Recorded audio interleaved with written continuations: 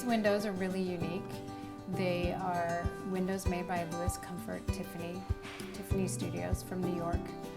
They were made around 1909, 1910. We don't see a lot of these out on the West Coast. They're more common on the other side of the Mississippi, but over here, especially the era at which he was working and how fragile the pieces are, it would be really difficult to get a Tiffany window out to the West Coast at that era.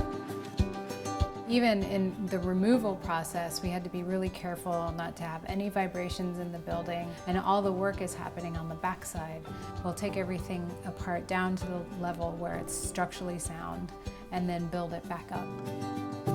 For every piece that comes into Nzilani Studios, we also document what we do. In the case of the Tiffany panels, we had to do both sides because we have to document the multiple layers. So you do a rubbing and outline of the window, then we measure the leads, and we also document where the cracks are. And for these, we have this command center board where we talk about the different layers, so everyone is on the same page. After we take the photos, we put them into our database in the computer, and then all along while we're working on the project, we reference those images. We also have a master book that goes on site with us where we do drawings of the specific measurements of the framework, because if the window looks fantastic but it's the wrong size, it's not going to fit and no one's going to be happy.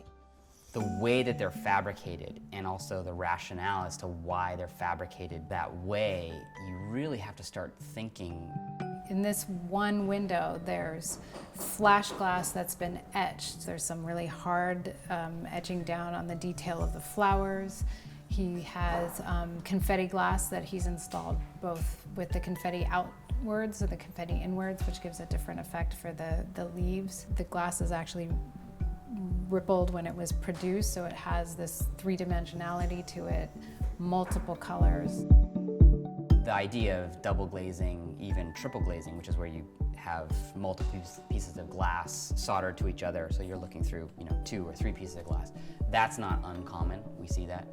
The amount to which he went, he would go 3, 4 pieces, is unusual. It's kind of neat to see how far he pushed the craft.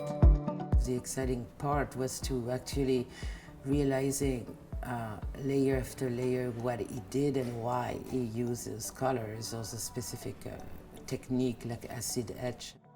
We know how to use those techniques, but to find the exact tonality of the blue or the cobalt, for example, which is the most used in acid etch, in order to reduce those will be a big challenge. The leaded pieces, the lead is failing, so it's time. It was time to do what we're doing now. We've designed some protective glazing for the inside and the outside, both to make the life of the windows longer and also protect them from just daily life that they'll be in their environment. You have to respect the value of the object while also making sure that it doesn't fall apart in 5 or 10 years. We don't want to go back to this project in our lifetime.